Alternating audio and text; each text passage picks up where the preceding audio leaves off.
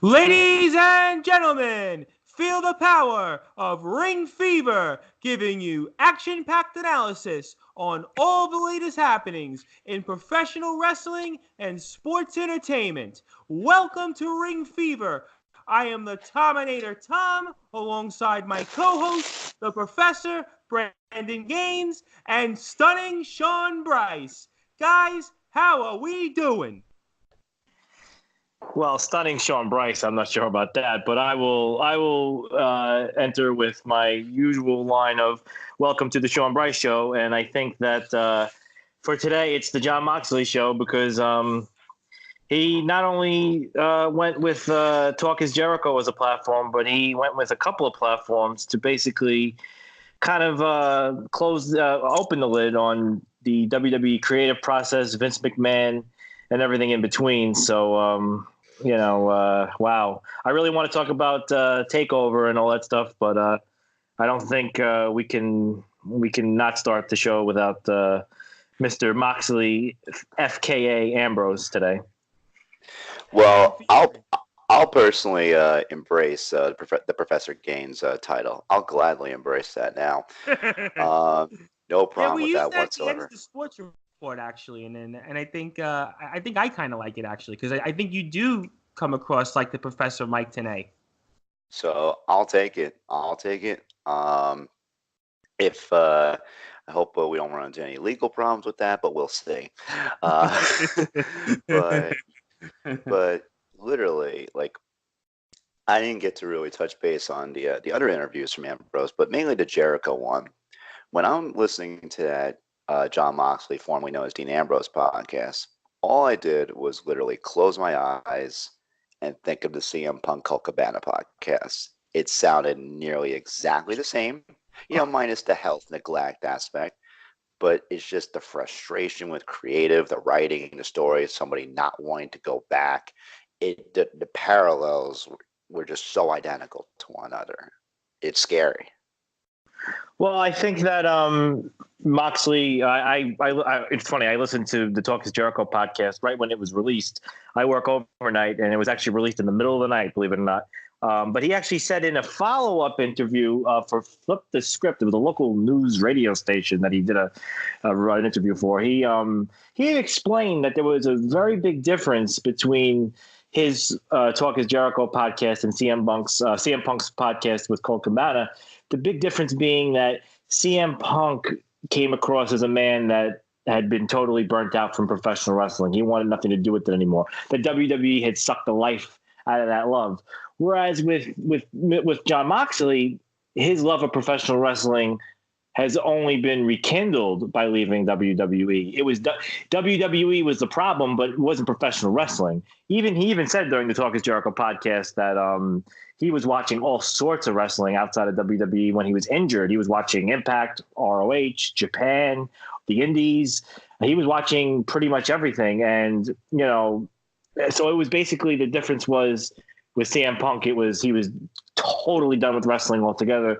Whereas with John Moxley, he wanted to be a professional wrestler again. And it's sort of it's a refreshing moment for the artist formerly known as Dean Ambrose. So parallels for sure with the frustration, but definitely two different avenues they decided to go down after their podcast were released. So. Okay, guys. So talk about the Moxley interviews and talk about your guys' reactions to it for our listeners here, and why is the entire wrestling world talking about John Moxley on Talk Is Jericho? Well, I mean, for me personally, it's just like regarding the Talk Is Jericho podcast, it just really shows how still out of touch Vince McMahon is with the audience. It's not even just with him.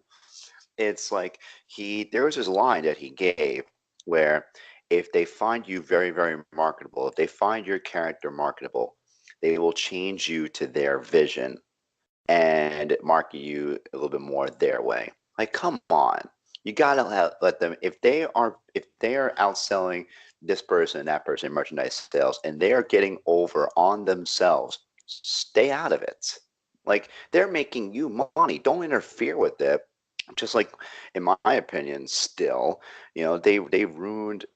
She's still over. Don't get me wrong, but the Becky Lynch that happened from August to late October was the best Becky Lynch. Now, I like the man character to some extent, but what happened?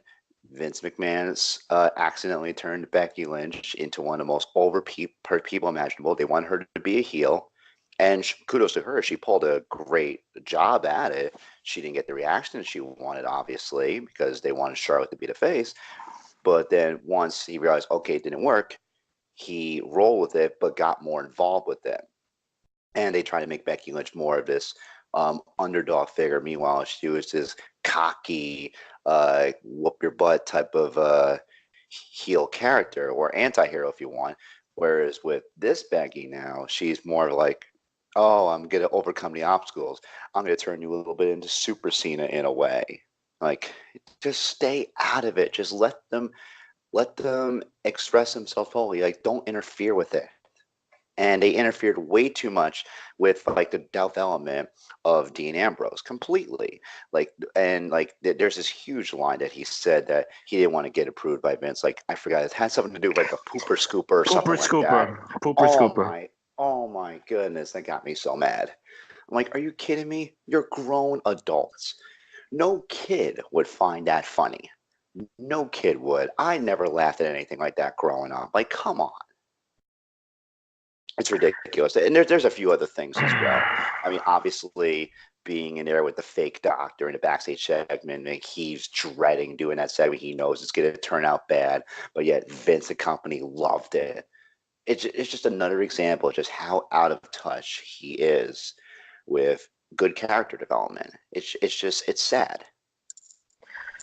Yeah, I definitely want to follow up on all that, and I just want to correct myself. The Crack staff has informed me that the CM Punk tidbit was really more highlighted in an interview. It was not a podcast, an interview with a gentleman named Andrew Grivas at 25 Years Later Site.com.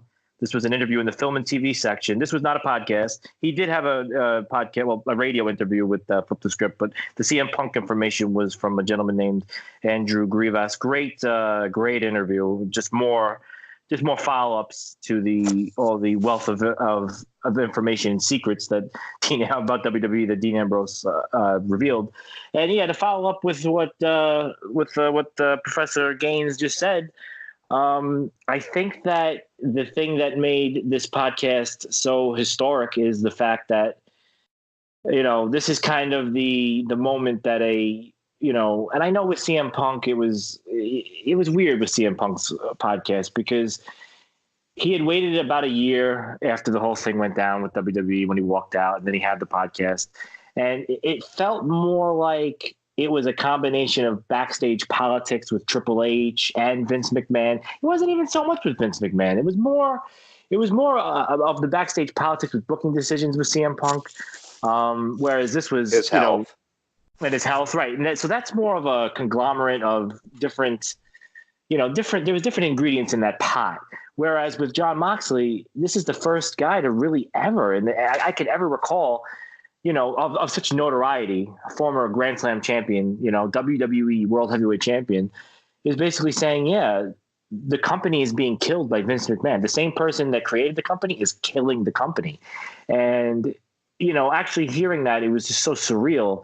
And I think that when you actually, like you said, you close your eyes and you imagine things. For me, as I listen to the Talk is Jericho podcast, and then as I listened to the podcast with Wade Keller, and and even with the interview we did with Andrew Grivas, I kind of imagined, the dichotomy between Vince McMahon and Paul Levesque, Triple H.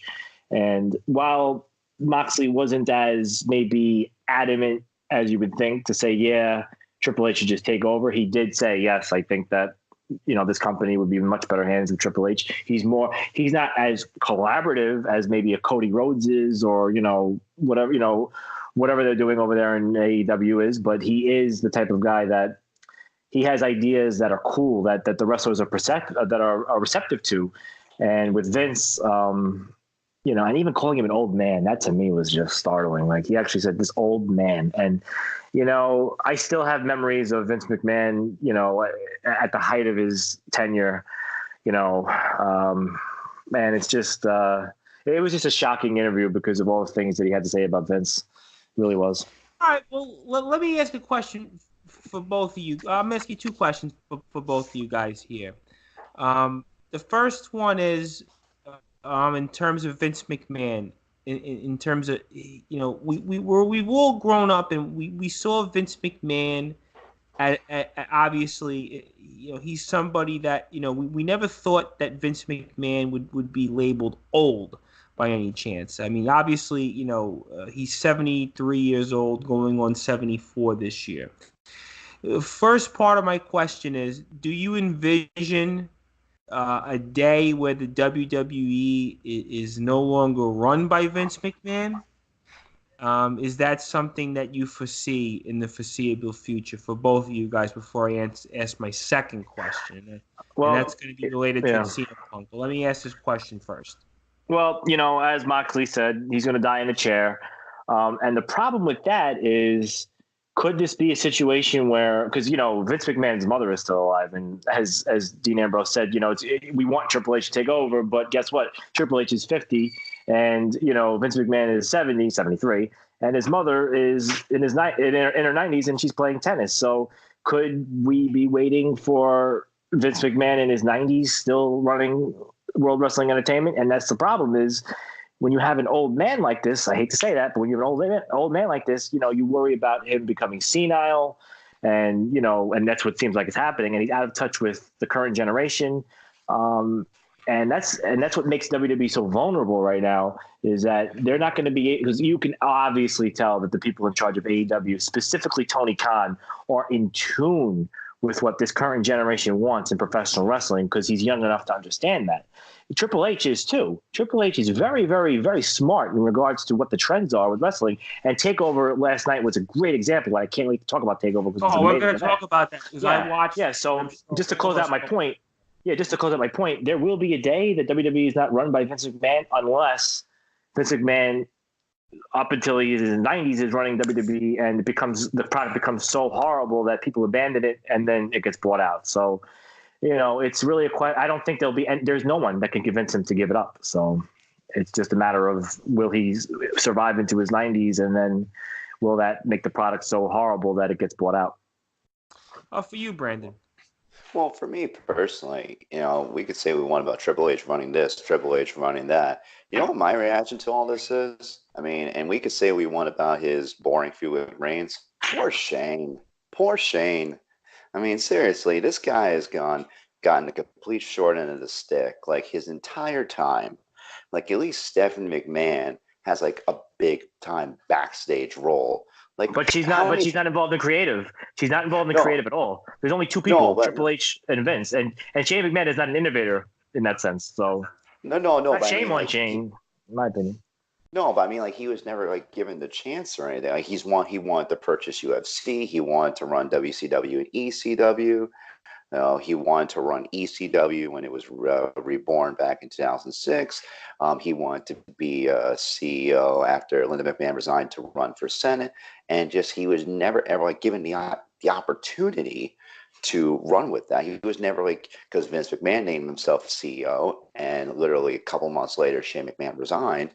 Like, I just feel bad, like, personally, like, you know what? Because according to, like, other interviews, like, Shane McMahon backstage is like, unlike the other McMahons, he's an utter sweetheart backstage, at least according to other interviews. Like, unlike Stephanie McMahon, who forced a backstage writer to go back and apologize for using the wrestling term blading, because it's a mark term or whatever like that. Or the bark like a dog segment from Vince McMahon publicly with Trish Stratus. I mean, backstage, apparently, Shane McMahon was an utter nice person, completely. So I just feel bad, like, because, he's different from the other McMahons, like, allegedly. I just feel bad. I just wish he was given a chance. But anyway, that was just a side note. Yeah, I mean, I think it's literally... It goes back to that pipe bomb that CM Punk did in 2011. Like, it's going to literally take Vince McMahon dying for him to not be the chairman anymore. Basically, I just think that's going to happen, and we'll see what happens. But like right now, it is not looking good right now, at least for the main roster. NXT is still balls to the wall completely. But Okay, so Can we agree on one thing about sure. CM Punk's podcast? I mean, I'm sorry, CM Punk's pipe bomb. That we can look back now and kind of revise and say he was partially wrong. He is correct about Vince dying, and I actually agreed when he said this that it wouldn't be any better with the rest of the family plus the doofus son-in-law. Believe it or not, he's proved me wrong, and I think you guys would agree. The doofus son-in-law has got what it takes, man. I mean, he's putting on a great freaking product down there in NXT. So Yeah, and we're going to talk a lot about NXT, certainly in the second half of our show, and we'll talk a lot about Triple H, I'm sure, in his role in sort of how he's shaping up the NXT brand of the WWE. But I want to go back to a couple things that the both of you talked about when it came to CM Punk. And CM Punk is a name that we haven't seen in the wrestling world for quite a while. And this kind of ties back to the Jon Moxley shoot interview. And I'm gonna go out there and see what our listeners think and see what you guys think, because obviously not only are you my co-host, but you guys are my wrestling analyst and insider. Do you guys envision CM Punk coming back to professional wrestling now that there's a company like AEW in North America? What's your feelings on that for the both of you guys? I think he'll show up at All Out. I really think he will. It's I believe it's in Chicago. I think he'll make an appearance there. I think in every single I could see this a potential trend. Like with the first All In pay-per-view, Bret Hart made an unexpected appearance. Maybe that's a trend that will continue to happen with like famous wrestlers who don't always primarily have to be in the WWE, obviously. Maybe it could be other veterans like from Ring of Honor, New Japan, or even TNA. For I think anybody is fair game from another company to show up there. But I could definitely see CM Punk showing up at the All Out pay-per-view easily. yeah, he's going to be at All Out. I mean, this is just too much steam in that direction. There's no reason why he wouldn't. He's going to get a monster payday, a great schedule, and it's not. He could come back to wrestling on his terms because it's not WWE, and it's for the right reasons. He's friends with the Young Bucks.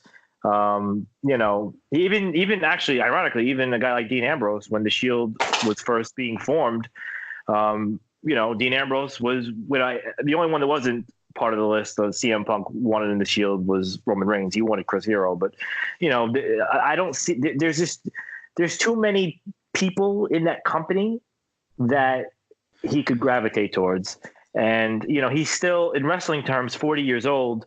It would be the equivalent, in my opinion, of Hulk Hogan going to WCW.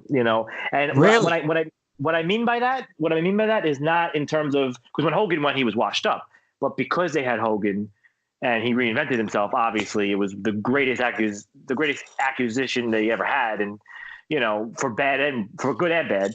But with CM Punk, because of just how famous of a name he is now in terms of wrestling history, for them to get him, it would be the biggest acquisition for a wrestling company since Hogan.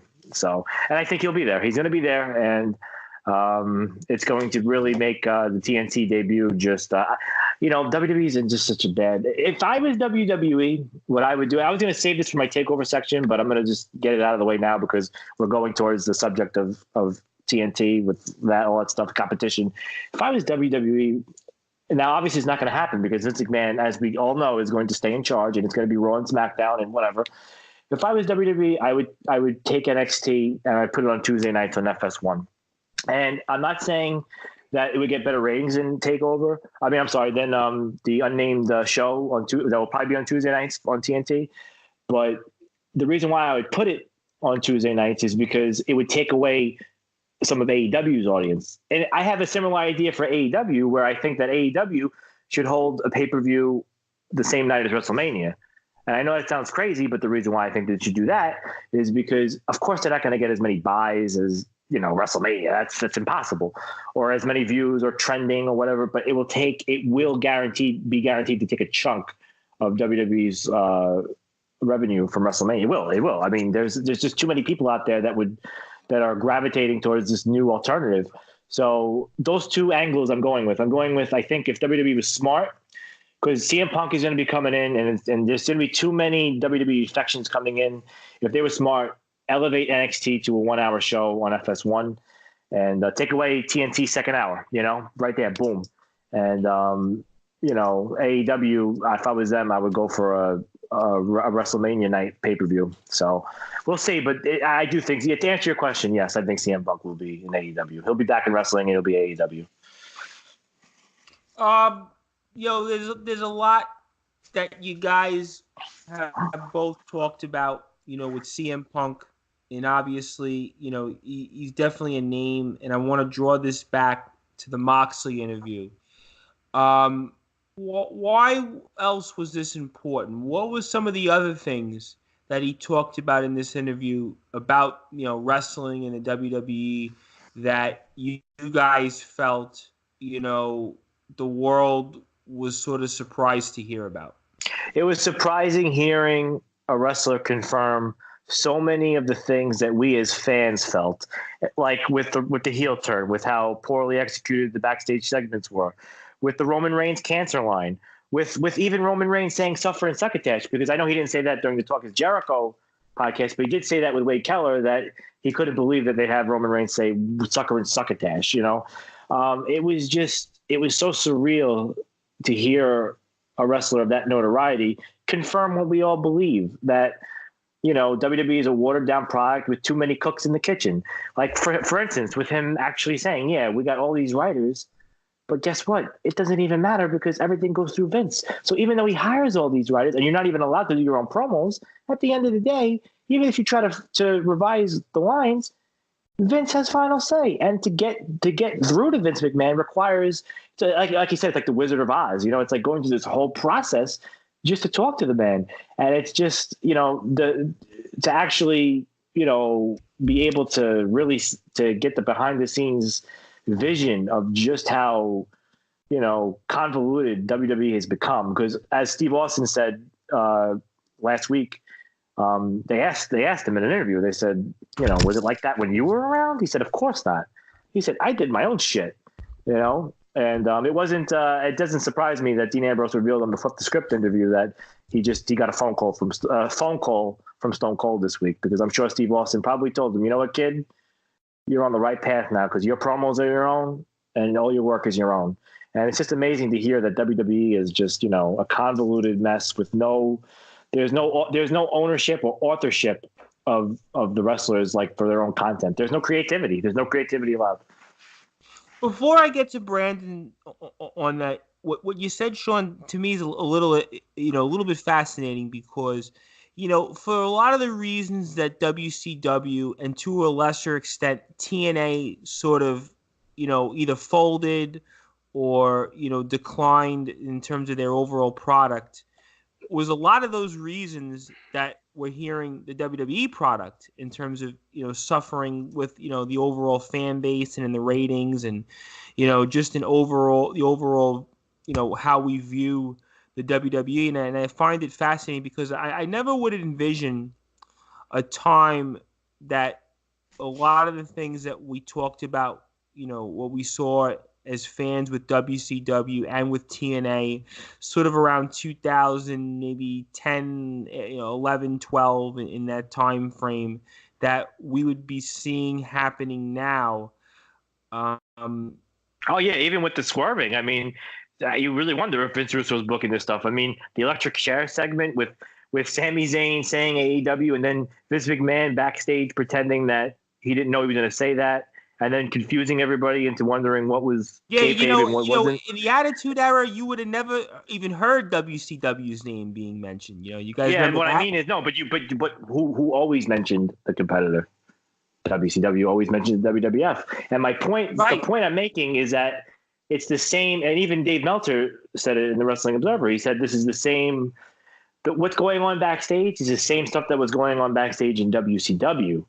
So it's scary. It's not a good situation.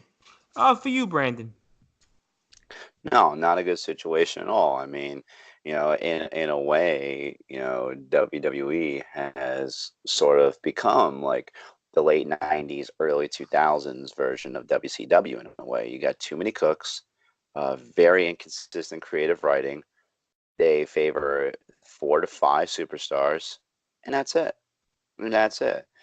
And, I think WWE, I think they're still trying to mess with AEW in a way, not just because of the Sami Zayn thing, but did any of you see the coincidence in the Takeover UK pay-per-view, and how it's correlating with AEW's pay-per-view date Yeah, as but well? I didn't see that as a. You know what? When I first saw the advertisement, 8:31, I'm like, oh my god, what are they doing? And then I saw 3 p.m.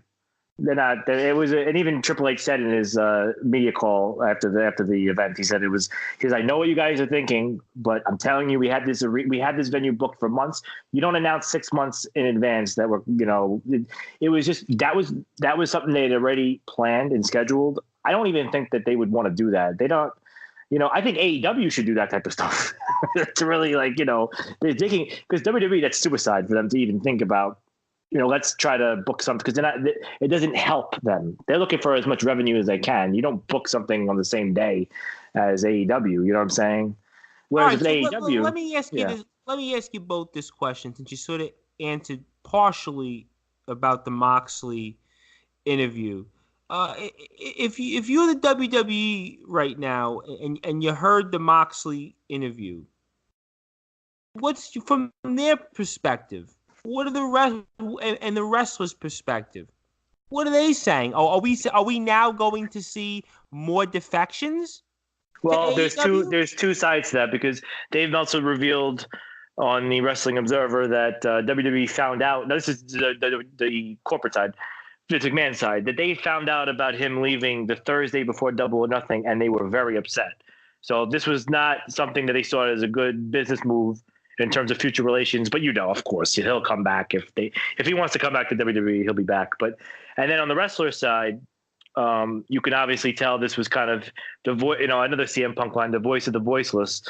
He was kind of the voice of the voiceless for them, because Jericho revealed he already has a laundry list of wrestlers that called them and said they want to be next for a podcast when they leave WWE. So it's going to lead to a lot of defections for sure. Brandon. Well, that actually literally segues into apparently what Dave Meltzer reported, how over up to 10 superstars have reportedly requested releases.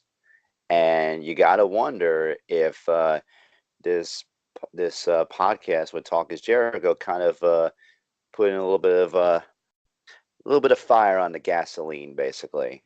You got to wonder if this is what is going to get more people to defect, because I think we're already seeing it.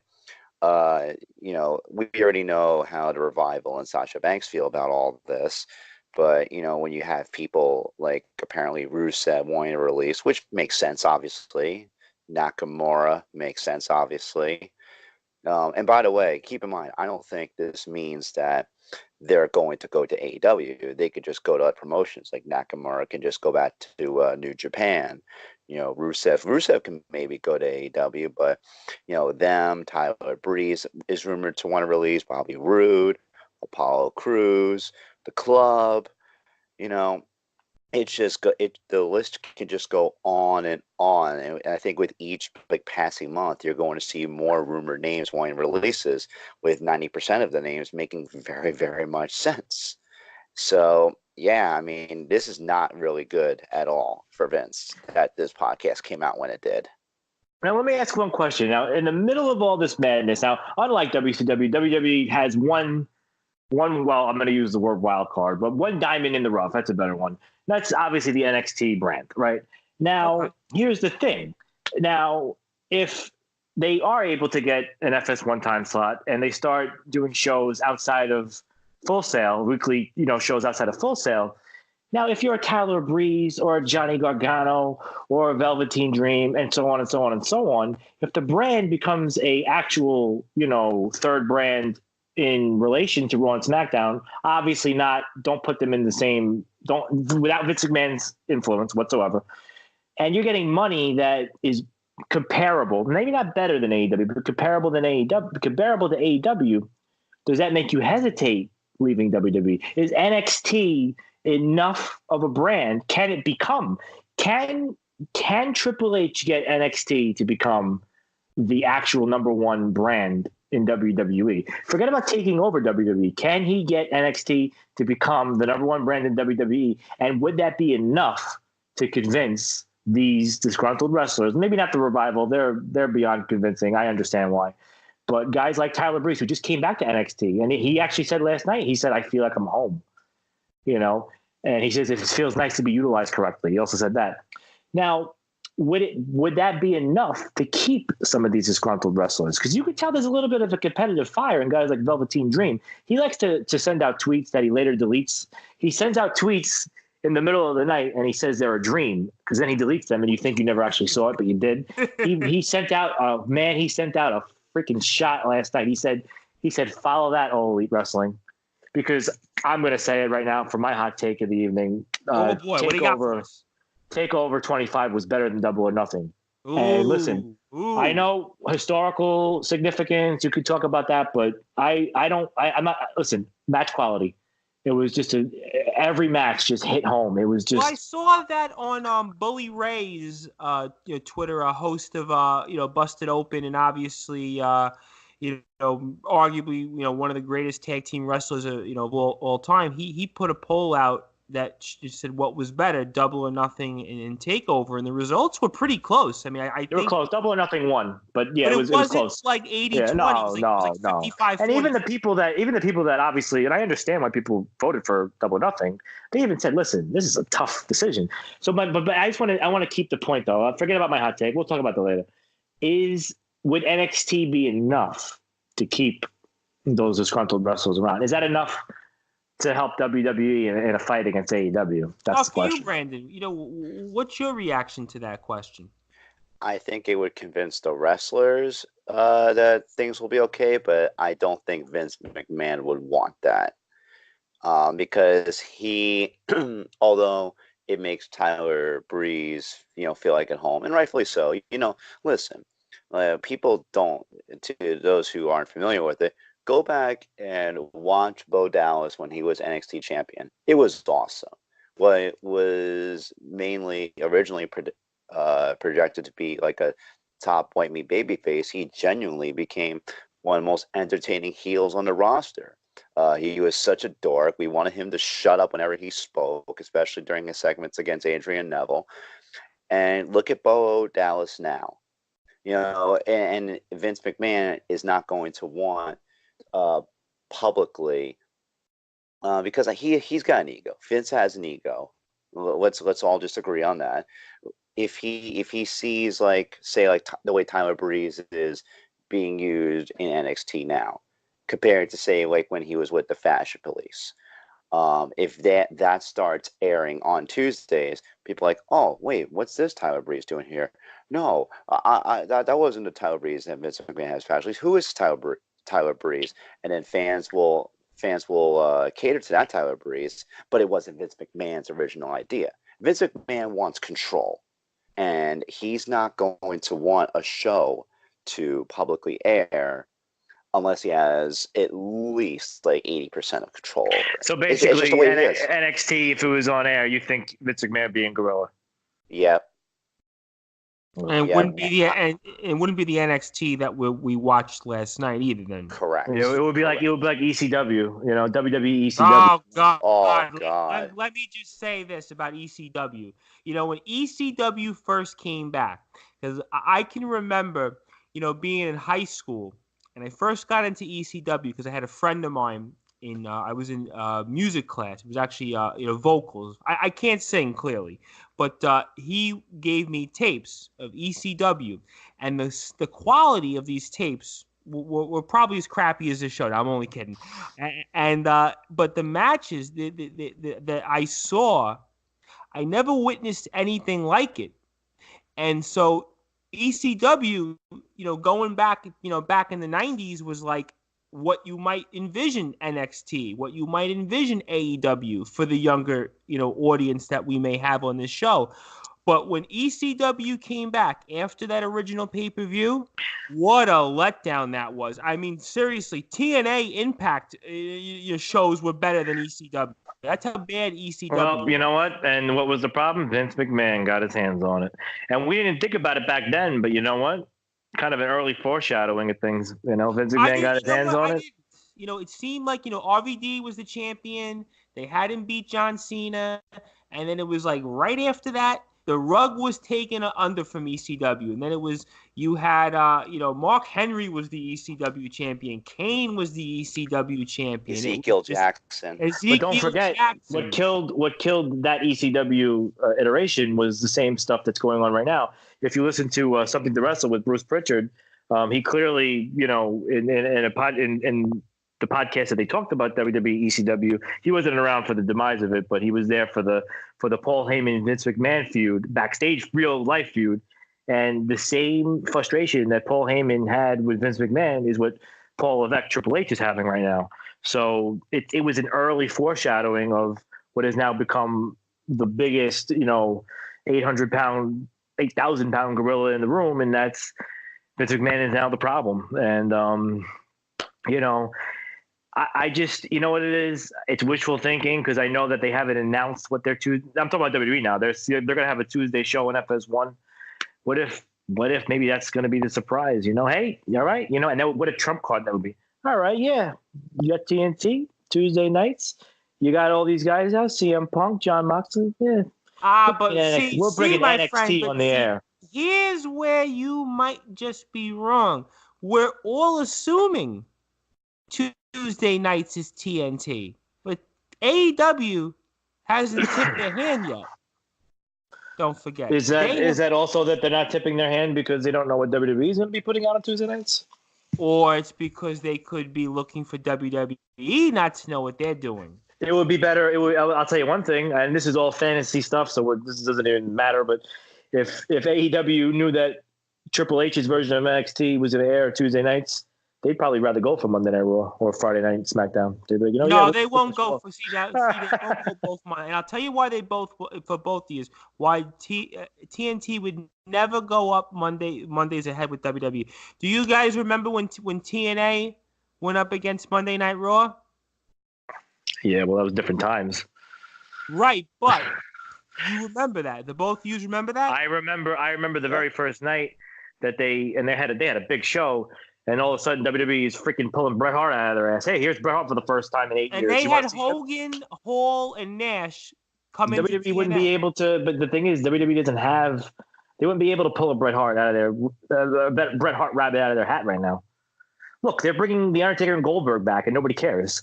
Well, we're going to talk about Super Showdown. Star power doesn't matter in the 21st century era. This new decade. It doesn't matter. It's about quality of shows and quality of matches. That's it.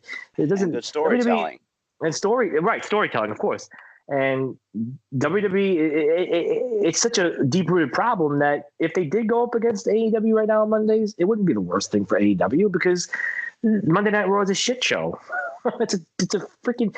I've actually gone back just for my own reference, and I've watched some of these old Raws from 1995 and early 1996. And I got to tell you, I mean, it's worse now.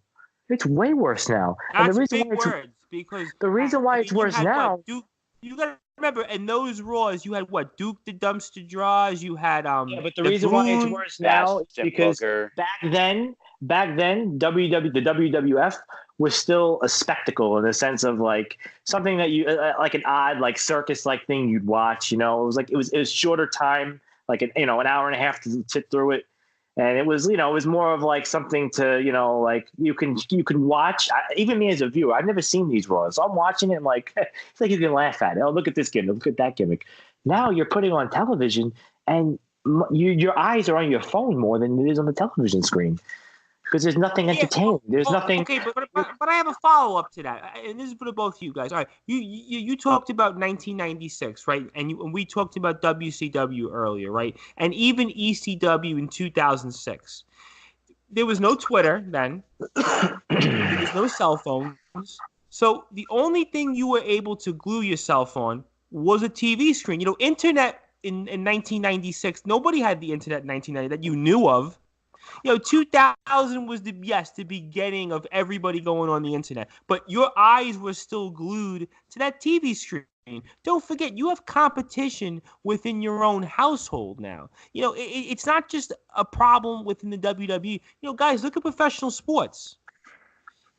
People, the way we watch TV has changed completely, even from ECW in 2006. So to be fair, yeah, the product might be bad, and maybe we don't want to look, but we have competition within our own devices. We didn't have that back then. You had to watch WCW. You had to watch the WWF at the time. So it's a different era in that sense. So here's what it comes down to, as we're gonna tie a bow onto this whole Moxley interview for both of you guys here, as you provide us the action-packed analysis here on Ringfever. The Moxley interview, main bottom line is, for both of you, what did this accomplish? What did this tell you? And what does this foreshadow about AEW coming up here? And what can we expect from Moxley going forward? Let's go with Brandon. Okay. Well, I personally see more defections. I definitely see Rusev being an easy candidate to go there. Like come on. I mean, like this guy has been very, very poorly utilized. I believe he's changed his name to his actual name on Twitter, if I'm not mistaken. Yeah. Correct. Yeah, but like the whole Rusev Day thing. Yeah, it's Miro. Yeah.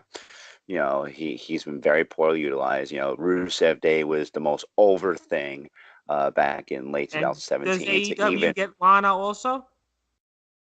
I believe they do. I believe they get Lana as well. And I'm gonna tell you why. That whole segment backstage with The Rock, all because an engagement photo got leaked out. Seriously, like that stuff like that happens. To me, the stuff like that, I can't speak for them, but that has to stick with them. That has to stick with them in real life. You don't think there's like how many times has Lita been humiliated? When public stuff gets leaked out, like of her affair and whatnot. And what happened to her? She got the worst possible send-off imaginable. And yes, she was a heel, but that whole segment with Crime Time was like utterly degrading. And then when Lana leaks out that engagement photo, like The Rock makes a surprise return and has a backstage segment saying like that how he did all this stuff with her and whatever. I'm like, are you kidding me? Seriously? So to me, if Rusev goes because he's not satisfied with how Vince McMahon is utilizing him, I could definitely see Lana using that incident as well as what's going on with Rusev as a driving factor with her tagging along with Rusev to AEW. I could definitely see that. I think he would be the prime candidate to want to go. I think Nakamura would definitely go because they're not even using him at all.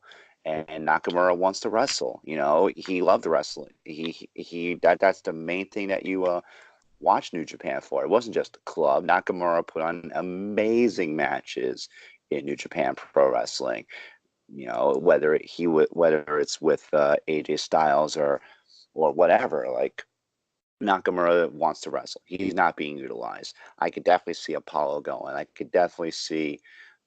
I know this is way too early, but I could even see EC3 going. Really? I could even see him going. Like, seriously. I mean, like, I don't know if any of you follow this stuff, what he tweeted out, but Moxley gave a small shout out to him on Twitter, and he goes, I'm with you on there, brother. And it was instantly like literally moments after that podcast. So to me it's kind of cryptic.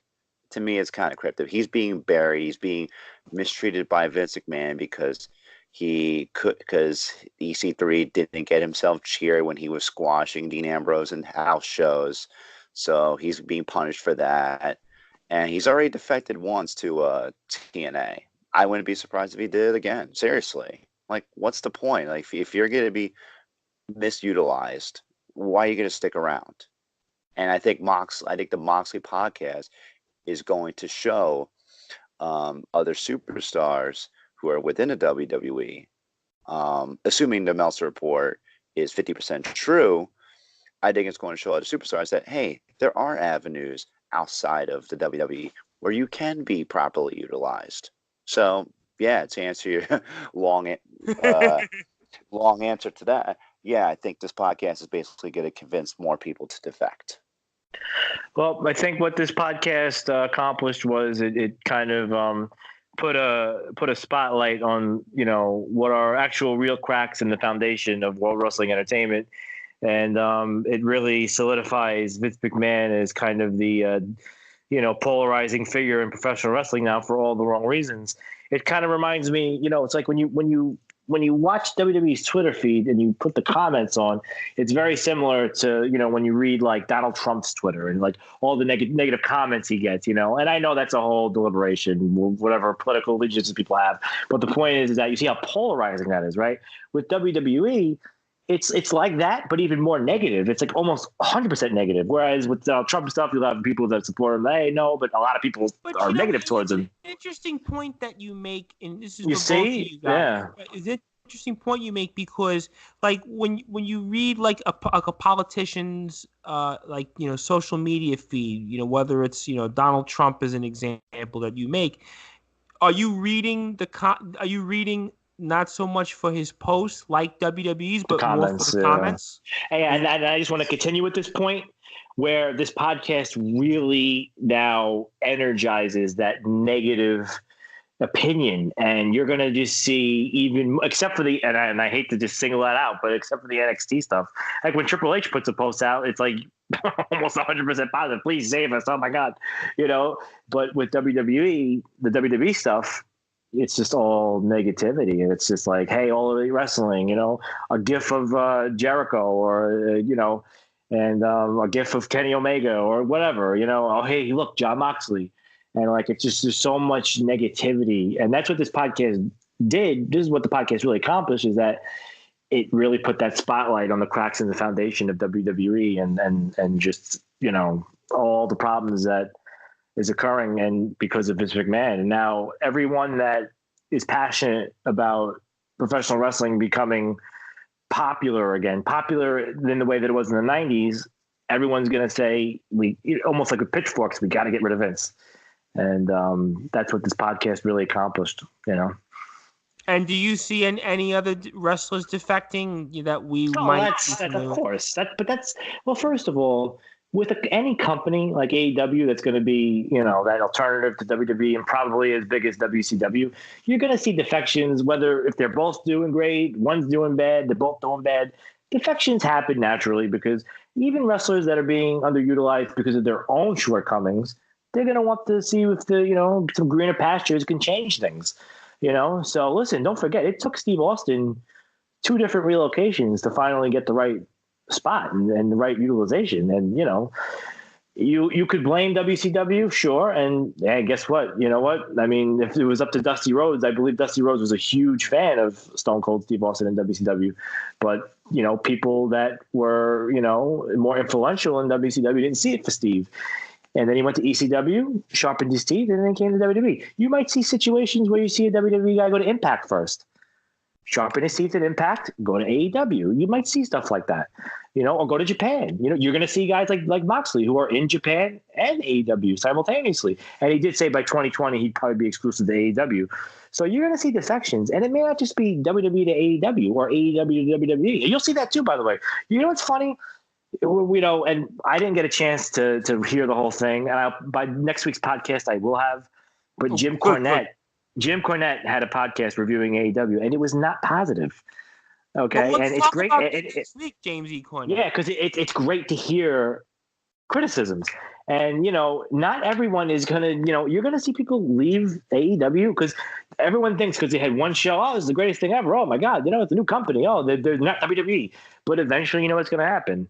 Then people are going to get underutilized in AEW and they're going to complain and they're going to go to WWE. And Well, it's going that to be goes back to your comment on last week's show where you had some criticisms of the Young Bucks in terms of their overall roles. So the reality of it is this, guys.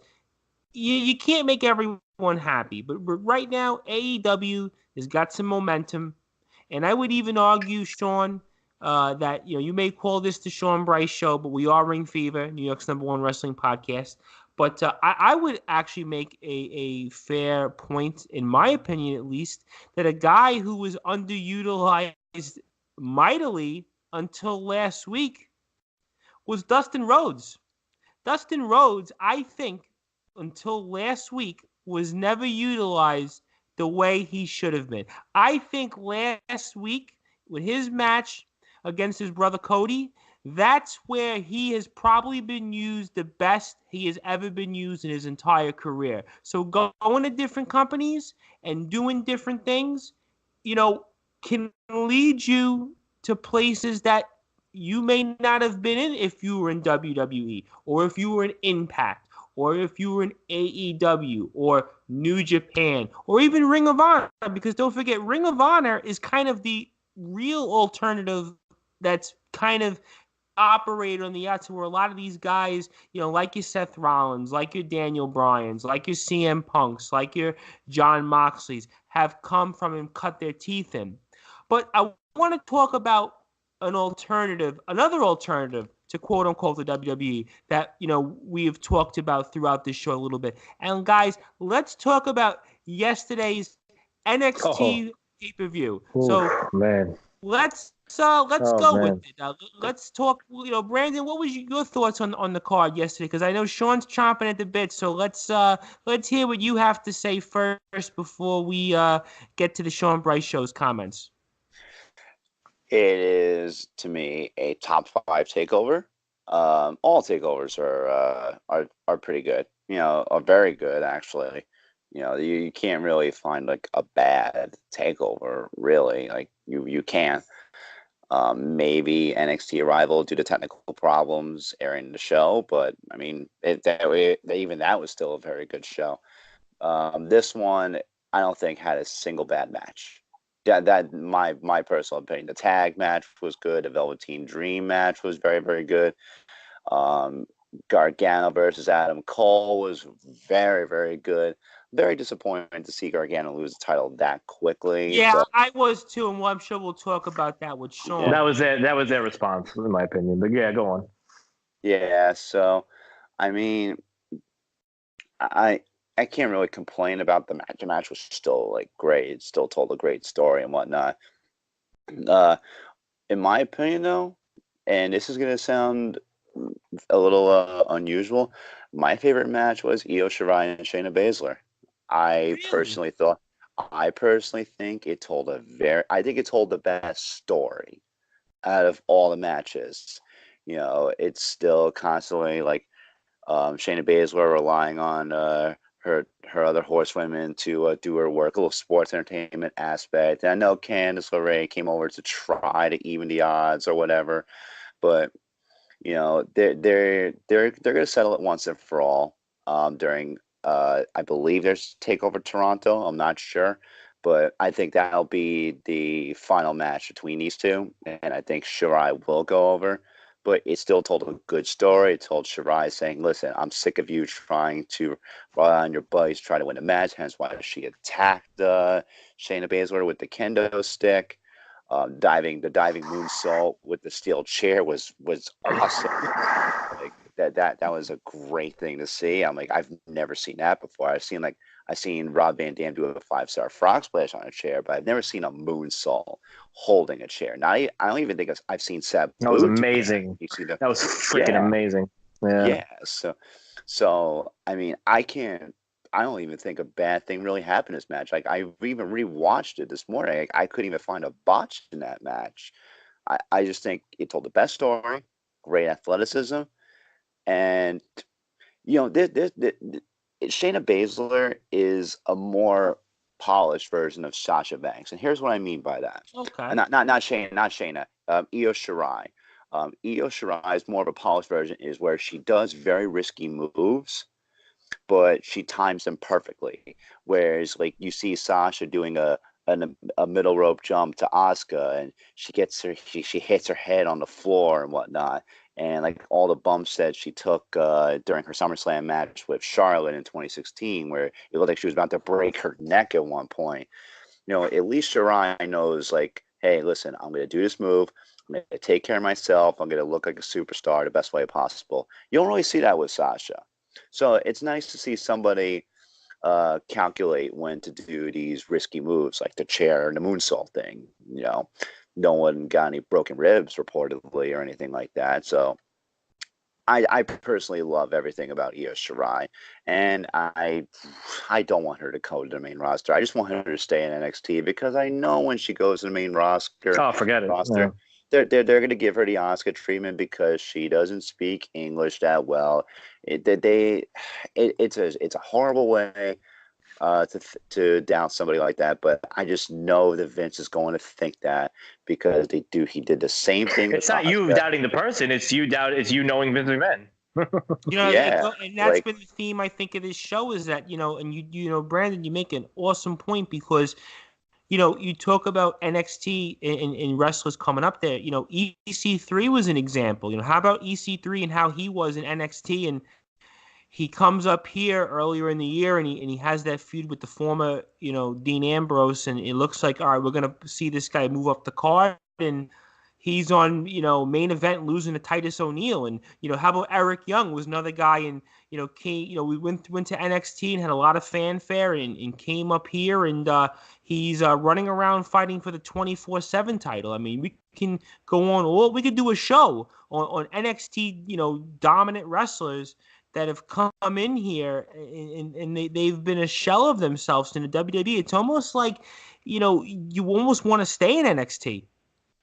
To me, I mean, the worst call up from NXT to WWE, in my opinion, was the Ascension. They went from they had so much hype. They fought the Dudleys, and they dominated them, and then it was like all of a sudden, they won a match. They were the Legion of Doom in NXT, and I don't know what the hell they were. What they've been in WWE. And then when they went to the main roster, they were spanked by the APA in a matter of months. I mean, come on, that's just ridiculous. I mean, yes, there have been some success stories. I mean, I still think Samoa Joe is a somewhat success story. He had a good Samoa Joe, you gotta remember, guys, he was a big name wrestler, and he hasn't been utilized. But he hasn't been utilized correctly in the main roster. He's been a U.S. champion. And he's been in main U.S. events. champ. Okay, but he's had good feuds. He's had good, like, reasonable, good personal feuds. He's been a high mid Carter. He's been on the peripheral of the main event. You can't say Samoa Joe's a failure. I'm with Brandon on that, because he's been in the running at least. At least you could say Samoa Joe has been in there. It's not a total failure. He's not on EC3 level. He's not on Eric Young level. He's not on the Ascension level. Samoa Joe is a credible WWE main roster talent. Look at his feud with AJ Styles even. That was in the main event feud. Yeah, so, I just want to give because I have a whole, that was a great, analytical description. I wouldn't expect anything less from the professor, but I'm going to give more of a, I guess tell a little bit of a story, my thoughts with this one. So I'm imagining Triple H obviously hears all the whispers on social media and the wrestling general media. He hears you showing on Twitter. How is the WWE going to respond? And then they obviously fell flat. Their ideas of response with Vince McMahon's wacky head is putting an electric chair in the middle of the ring. And then it was, Takeover's coming up. Well, the pressure's on. This can't be the Takeover where they fall flat in their face. So I'm imagining Triple H as a creator, because we know how much pride he takes in being a creator. I'm imagining him sitting there by himself for a minute and saying, how do I want to do this? I'm going to just do one thing in response in terms of acknowledgement. And I'm going to do it so subtle, and it's going to just blast off the event. And how did he do that? Okay, Mr. Ronaldo, this is what I want you to do. At the beginning of the event, I want you to say, welcome to the true alternative in professional wrestling. And you know what? True words have never been spoken because, everything that AEW wants to be, it's already there in NXT. When I saw Double or Nothing, do you know how many times I said to myself, wow, this kind of feels like a takeover, you know what I'm saying? Like with the crowd chants and the match quality, and it was like, it felt like another company interpreting NXT Takeover. And they didn't need to do anything else. They didn't have to do any silly promos, any acknowledging, any wacky nonsense that Vince McMahon would come up with. No, they just put on those wrestlers, those athletes, those performers, those talented performers, those men and women went out there and did what they do all the time, anytime that they're given that platform. And these are wrestlers that have gone through the system, and guys like Tyler Breeze are now back in the system. When they go into that brand, they put on matches that the WWE universe has really never seen, because let's be real, independent fans have seen it. Guys like Brandon Gaines, I'm sure have seen it because he's watched a lot of independent wrestling and Japanese wrestling. But people like me of the WWE universe, we're watching these matches and we're saying, wow, like I didn't even know that was out there. That was the alternative before the alternative became a cool thing to say. So all Triple H had to do was have Mauro Ranallo say that. And then I'll just never forget this picture I saw on Twitter that WWE released of Triple H front and center with Shawn Michaels and Michael Cole backstage, and I'm assuming Gorilla produces during the event producing, and Triple H with his hands folded with the most intense look on his face. And you just know that the competitive fire in this man, just knowing that it's like he has something that he can compete with this new company with. And to be honest with you, that's how I imagined a response being. Forget about acknowledging anybody or anything. Just say, you want it? Here it is. And that's exactly what they did. And then obviously, like I said, with the Velveteen Dream, with this tweet after the event was over, follow that. And they've been saying follow that. Again, they've been saying that since these takeovers have been going on. Follow that. And it was usually always a follow that to WWE. Hey, follow that. Well, you know what?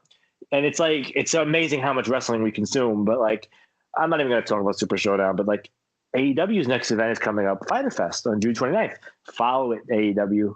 And this is a lot of pressure on AEW because, whether or not that they want to acknowledge, I know that it's easy to go after the big boys now, right? WWE. But, if you're going to target Triple H like Cody Rhodes did, we're not talking about targeting him in a wrestling match. We're talking about going mano-a-mano, executive versus executive, creator versus creator. And I know that Moxley revealed that Cody told him that the smashing of the throne was him saying, I'm not an executive, I'm a professional wrestler. But let's be real. You're smashing Triple H's throne. You're going after the whole thing, the whole shebang. Triple H is more of a, he's more of a creator now than he is a performer. And the response to Takeover, it was, what Takeover reminded me of? It reminded me of the Nevermind album from Nirvana. There wasn't a bad track on it. There wasn't a bad match on this freaking pay-per-view. And you didn't need 3.5 hours. You didn't need 5 hours. You didn't need any of that. And it's funny because AEW had some campy stuff in their pre-show with the guy with the baby oil. I actually watched the pre-show. I mean, give me a break. Before we came on the air here, and I have to say, like, the package that they created and the overall spots there wasn't their strong suit. But when you watch the event guys, it was almost like every match after the other was like, can you top this? Can you top that? And I gotta say another thing. Well, wait, I'm talking about AEW's pre-show. I didn't like their pre-show. I'm saying that, I saw more camp. Like, I don't think that they're on par with the quality of Takeover with these Takeover events. The AEW pre-show was basically a gimmick battle royal in sort of awkward backstage. And even with their interpretations of certain rules, like not wanting to call a DQ, I felt like you could just take it. It was like the Attitude Era. Let's just take a chair and swing it. Like, no problem. I'm not going to call it DQ. Don't worry about it. Let's make a tour around the arena like it's Steve Austin against The Rock again. I don't want to see that. I want to see great wrestling. And I know they have, they had the Young Bucks match and, the Cody versus Dustin match told an amazing story. But Takeover, it doesn't need blood. That's the thing that I was thinking about. You know what I kept thinking about last night? It doesn't need blood. And that's important. When you could tell a story in the ring without all the extra outside nonsense, that to me, that's the most important part of professional wrestling. All When right, you're let able me to ask tell you a story with your guys. bare hands, that's. All right, let me ask you guys this question. And we all three of us watched Takeover 25. In multiple times, or at least when the event took place. Was there anything that went in your mind and said, okay, I'm comparing it to AEW for both of you guys? Was there at any times that you said, oh, okay, well, this, how did this react to an AEW? Or how did this spot happen? Well, in my opinion, the only thing I thought of as a response to Takeover was I really believe that they wanted to do the good feeling like title change, because when I say good feeling, I say heel Adam Cole, but the reason why I say that is because Adam Cole is so over with those fans, like those indie AEW fans, and I know Gargano is too, but Adam Cole is like the flavor, like the cool Yeah, flavor. but I wasn't happy with. I want to talk about that match because I really was not happy with a number of different things in that match, and you know, and certainly the ending to me, I actually wasn't happy with that. But I thought it was a good payoff, and I mean, the fans it let the fans, because the fans wanted Adam Cole to win, so it let them go. You know what the problem with WWE is? Because they're so focused on their booking and their faces and their heels that a lot of times the fans don't go home happy. You know what I'm saying? Lately, they've been starting to correct that with Kofi Kingston winning and Becky Lynch. But how many times did you say to yourself, "Oh man, I want the other person to win"? This night, they let the fans go. Obviously the Shayna Baszler match that was very, they really wanted Shirai to win, but they let the fans. They got the Street Profits to win, and everybody wanted Adam Cole to win, man, and he won. Well, what's your thoughts, Brandon? Your thoughts on Takeover, and were you at all thinking AEW spots? Comparing it to AEW. Was there anything that went in your mind that thought, this is comparable to last week, or that compared to last week? Gargano Cole thoughts. Because let's start delving into Takeover and some of the big matches that we had some interest in. Well, I mean, regarding the first AEW pay-per-view, Double or Nothing, to me, it might be kind of almost like NXT Arrival. I think it's like a little snippet of what they might like really bring out down the road. Like, 'cause we don't know what these next pay-per-views from AEW are going to look like. Really, we can't really. Good point. Yeah, we can't really judge it based off of one pay-per-view. I think it was a good pay-per-view. I wish JR had hit that high, raspy voice that he had like in the late 90s, early 2000s, but he doesn't have that anymore, nor does he have Jerry the King Lawler as his other commentator. And not Vince McMahon.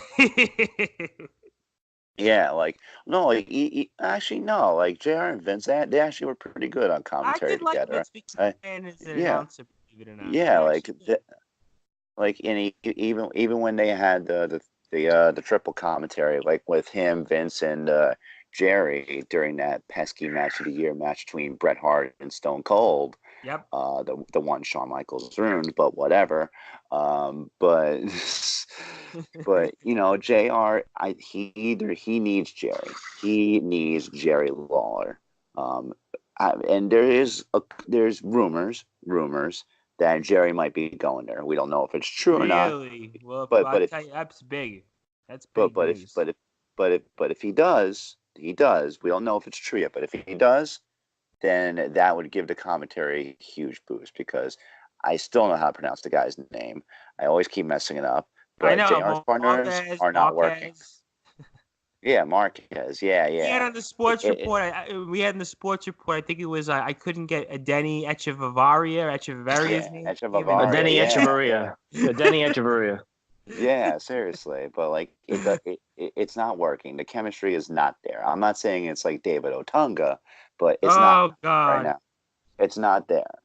But it's one pay-per-view for Double or Nothing. maybe will they'll say take though, off. like, man, that moment with Moxley when JR announced it, and then I think it was Excalibur. I was not a fan of Excalibur that night, but when he said John Moxley, and then he said, Moxley has made his impact on all elite wrestling. Something about that if you go back on the video, I've watched the video like 10 million times, but that was their only good highlight of the night was the Moxley thing. But I agree 100% with everything else. The announcing team sucked. And No, the but I mean, NXT like, team, I have to say, before you jump back into Brandon, I thought they did a tremendous job last night. I thought Beth Phoenix really impressed me last night. Yeah, she should be announcing Raw, not Renee. That's exactly. I'm so glad because that was exactly my thoughts. That should be your Raw announced team. The team you had last night was awesome. Go ahead, Brandon. I think personally, I don't think Renee Young's being properly utilized. I think again, this is the problem that WWE has. They stick with two big voices, and they always put the smaller voice in there. It's like with on SmackDown when you got Tom Phillips and Corey Graves. You don't hear Byron Saxton talking that much. You don't hear it. Same thing with Renee Young with Cole and Graves. You're not going to hear Renee Young talk very much because Cole and Graves, those are two voices we got. Okay, you could say one or two things, Renee Young. She like during the pre-shows, like she was awesome. Like, and whether or not she was like being the moderator for Talking Smack, I think she did a good job there as well. Like, Sure. if you give her like a little bit more freedom, I think she could take off. But they don't allow her to be able to, have that creative freedom of what to say, what not to say. Whereas in Takeover, obviously Triple H having more creative input in this and allowing people to roll with what they want. You think Vince McMahon has WrestleMania matches with this many false finishes, like the Gargano Cole match? Man, what I count seriously. 10 false finishes in that? Was it about 10 false Seriously. finishes in that match? I think there were 3 last shots by Adam Cole. I believe so. Maybe 2. No, I think it was 2. There were 2. No, there were 2. yeah, 2. There was an attempted one. Towards Gargano did a last shot. That was pretty clever. Yeah, but you don't see that in a Vince McMahon company. You don't see other wrestlers. I mean, you saw it with The Rock and Stone Cold, like with The Rock performing the Stunner and Stone Cold performing the Rock Bottom, but you don't see that much creativity anymore in matches. And quite frankly, I don't think you see much creativity on commentary. And you see that. I mean, it was leaked out towards the tail end of 2015. It was leaked in like what blueprints of what to say and what not to say. Not be mean to one another. Don't use the word DQ. Don't say this word or that word. So it wouldn't surprise me one bit if they were limiting Renee Young's commentary. It wouldn't surprise me one bit because they want to make Michael Cole the voice of the WWE because JR is not there as a full timer anymore. That's just what they want to do. They want his voice to come out more often. They want him to say, if she comes back, they want him to say, "It's boss time," or whatever, You know what, Michael Cole? My. Yeah, you know what? I'll be honest with you, and this goes back for I don't me. have a problem with Cole. I like Michael Cole, but let other voices be heard in the commentary. And that's where I was gonna completely agree with you on, Brandon, because Michael Cole, has been a solid, announcer, throughout, his tenure in the WWE, starting out as a backstage interview, if you remember, pre-Attitude Era. But hearing Mauro Ranallo last night, to me, it had main event big fight feel. Not just because he's done SmackDown before and he does boxing now, but it was like, man, Beth Phoenix, her being a former world, a women's champion, and her wrestling knowledge. To me, they gelled as a team. And look at mental illness is not something to make fun of, but why do you think Mauro Ranallo had a mental breakdown? I mean, he was on SmackDown and he probably couldn't deal with Vince McMahon. Well, that's the reason years ago. Do you remember when Mick Foley quit the WWE? that was because of Vince McMahon, apparently. I think JBL did the same thing, no? Didn't at one point JBL had enough of the, And didn't we yelling in the ear? And didn't we just read guys about Road Dogg quitting SmackDown to go to NXT? He's in NXT, yeah. For that reason. I mean, so it goes back to what we've been talking about as a theme for this show, gentlemen, is that it seems that the WWE right now sort of has an identity problem, and not to compare it to sports a bit, because we probably could do a whole show on that on the Sports Report, but it's almost like Vince McMahon is becoming like the Wilpons right now, where it's like you're not liking the decisions that he's making. Am I wrong? Well, Brandon? I'll tell you this. Well, you know what? I think we went to Takeover. Let's go back, for a second, and you say it's Vince McMahon problem, but it's two things. It's Vince, but it's also the Brock Lesnar infatuation that just never ends. And I don't know if you guys had heard about it with Moxley, but with his Wade Keller podcast, I think probably the most notable thing from that podcast. Talk about the Keller podcast before we jump the most notable thing that came out of that podcast to me, I was going to say this for my final thoughts, but let's just go with it. Was the story that Moxley told about Brock Lesnar. I mean, it was just shocking, and basically, what did you have to say about Brock Lesnar? Well, listeners would like to know. Yeah, I had this copied on my notes, so I'm just going to read it verbatim because it's easier to just read it verbatim. So basically, John Moxley revealed to Wade Keller that the Shield was actually supposed to close SummerSlam 2018 when they reunited to preventing Braun. They were supposed to reunite to prevent Braun Strowman from cashing in. But what happened is that Brock Lesnar, when he showed up to the arena, he personally presented Vince McMahon with a different idea, which McMahon loved. So here's Moxley now. This is quoting Moxley. He said, "The end of SummerSlam was Roman versus Brock. Braun comes out, looks like a doofus because he can't figure out how to cash in. I don't remember exactly how it was supposed to go, but however it went was Brock's idea. At 6 p.m. before the show, everything that was supposed to happen, the Shield coming out, that the writers had been working on tirelessly to have this perfect ending at SummerSlam that was so good. Brock comes in at 6 p.m. and changes everything. And Vince is like, okay, we're going to go with Brock's idea. And it made everybody else look stupid except Brock, because the idea was that it made Brock look strong. And the writers just sitting there watching it in a room, and they're just like, come on, we had this great ending to a show. So there you go. Let's just, let that marinate and resonate. That's the problem with WWE, is that you got a guy that is allowed to show up whenever he wants, and he get booked the way that he, almost like Hulk Hogan. Like, no, I don't like that. It doesn't work for me, brother. And can just totally change the story. And that's the problem. When you're not telling a story correctly, fans get upset. And that's the problem with WWE. And that's what's great about NXT, is that they don't allow that to happen. They're obviously Brock Lesnar's not in NXT. So when you have a perfect story that's going to be told, and then this moron can come in and say, nope, I'm not doing that. This is how we're going to do it. And Vince is okay with it. It's killing the company. For you, Brandon, what do you what do you take? What else do you take away from Takeover and some of the highs? I think there was a lot of highs to talk about in NXT, and I think a lot of stuff that I think that we can continue to build upon in the brand. Well, I mean, look, I personally love the commentary from Takeover. I really liked it. I like Morrow from NXT. I always support him being in NXT. Not really much of the case with SmackDown, again, because I don't think he was given the creative liberties to say what he wanted.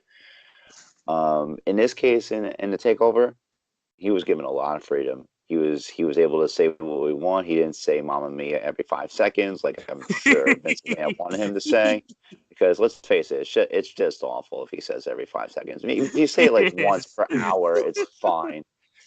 But I mean, him in Takeover reminds me, ironically, of the late '90s Jim Ross.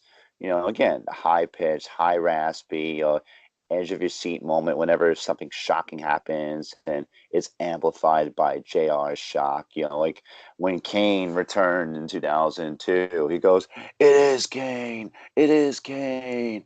My God, the big red machine is here." Or when Stone Cold returned in 2001, and he goes, "Austin has parted the Red Sea."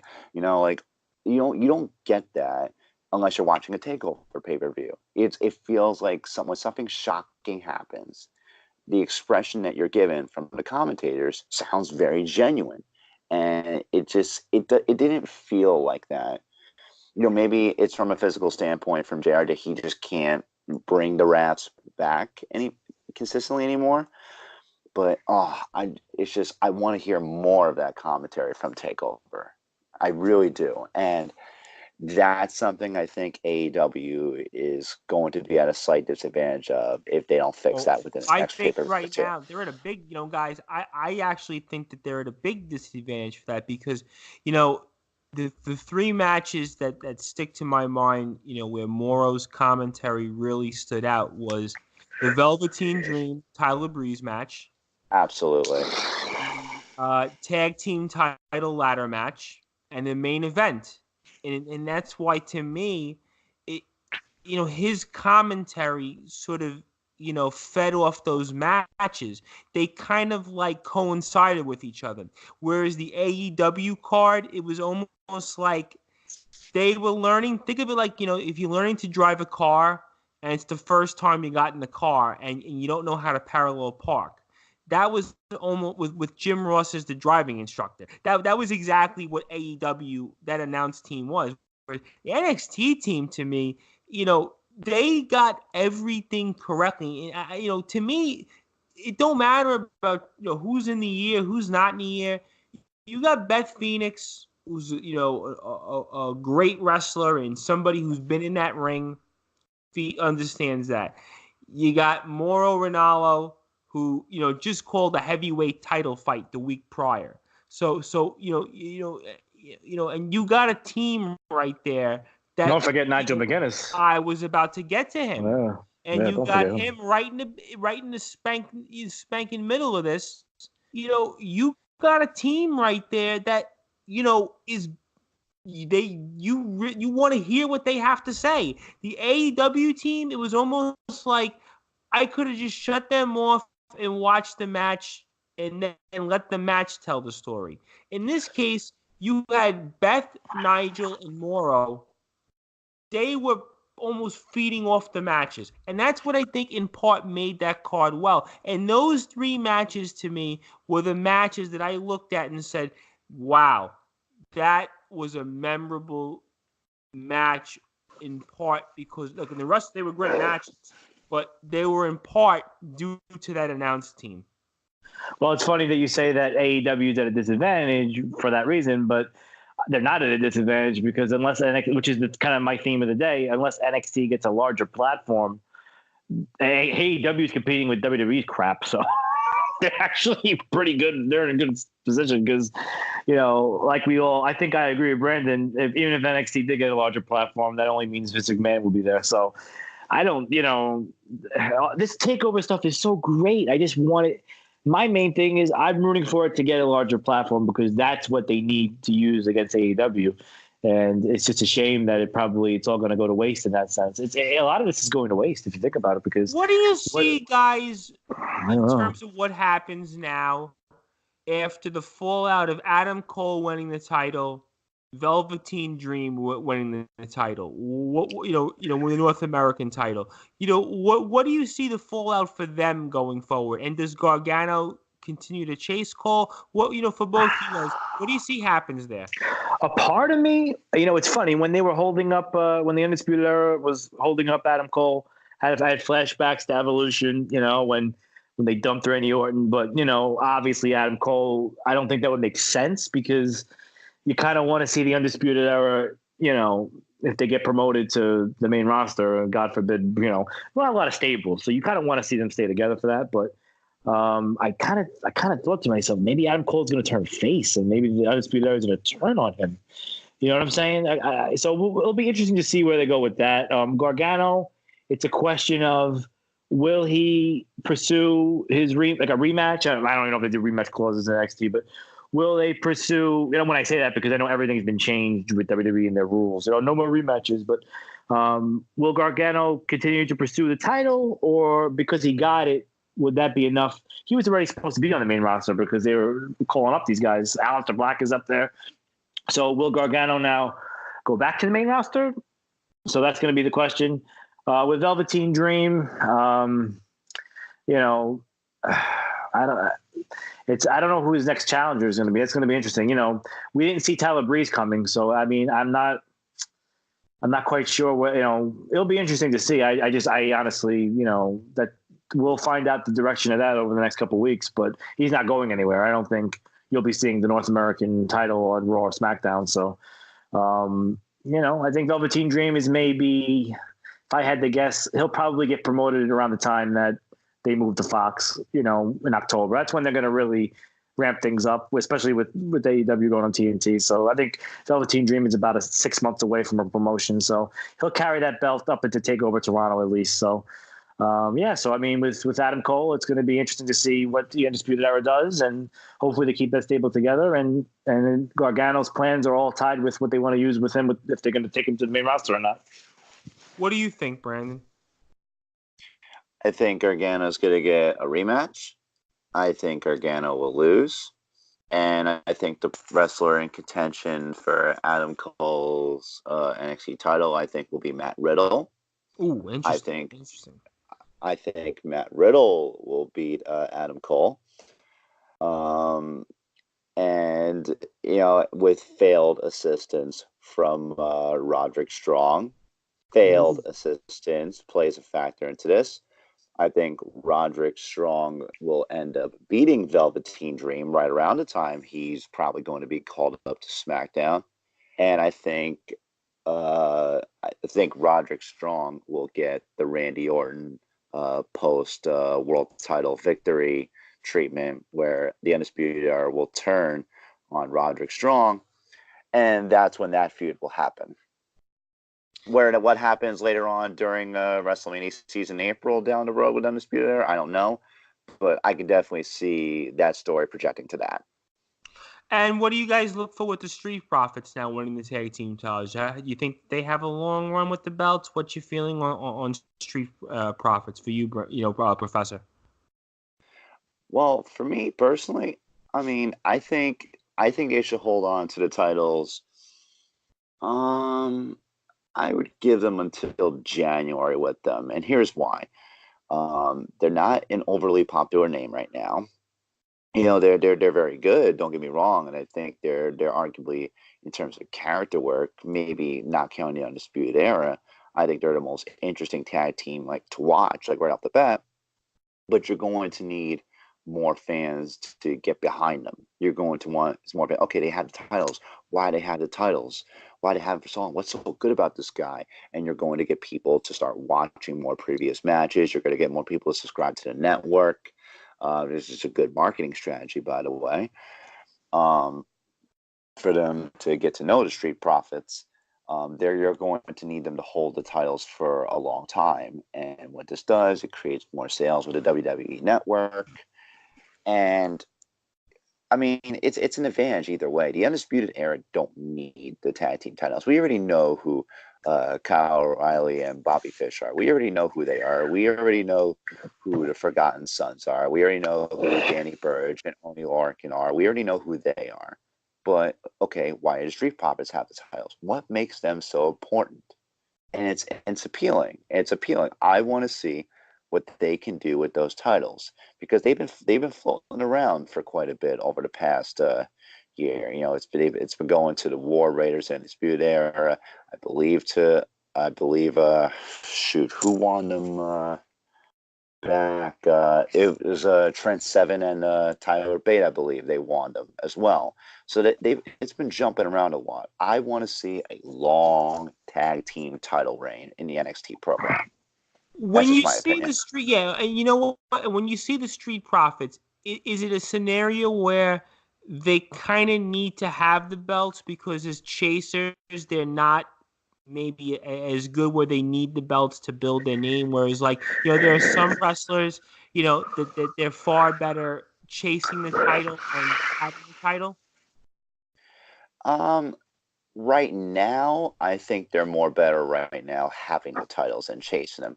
Maybe if they're properly utilized, fingers crossed, on the main roster, then maybe they can be better chasers down the road. But I think for us fans to connect with them more and to develop interest in them, they need to hold those titles right now, at least for the time being. For you, Sean, any thoughts on the Street Profits before I get to the Well, final thoughts on NXT? they're a long ways away from any type of main roster situation, which actually benefits them anyway. But they're even Triple H had said they were in his post match media call, he said there was a lot of things that they had to work on basically, and that's the whole package. It's in ring, promos, everything. Like they're still a work in progress. Street Profits. They're an interesting tag team.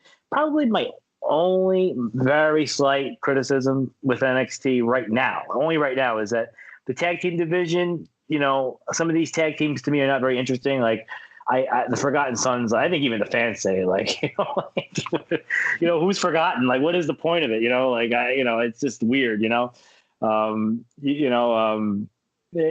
and Lorcan, I don't know, they're good wrestlers, Danny Burch and Oni Lorcan, but I don't know.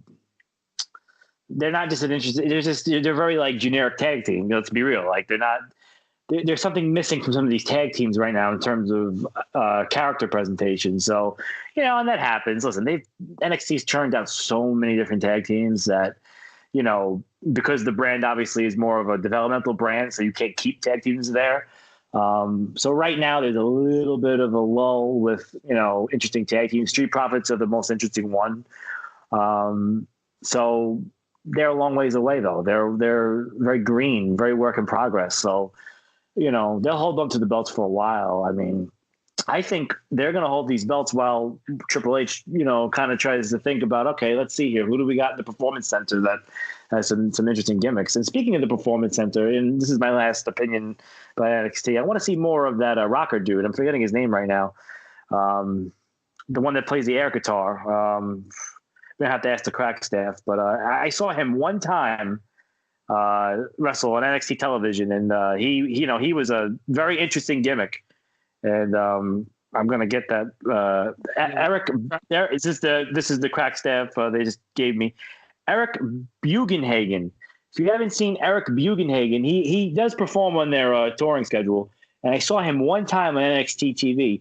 This guy hits a high note like you would, like Steven Tyler, and it's like this whole. Yeah, the crack staff is confirming it is Eric Bugenhagen, as we are. Yes, Eric Bugenhagen. I even love the name. It's so wacky and interesting, I want to see more. Sounds like a Norwegian parade, per somebody from. He actually has a YouTube channel. He's like an inspirational fitness, like I guess you say bodybuilder type, like a DDP type.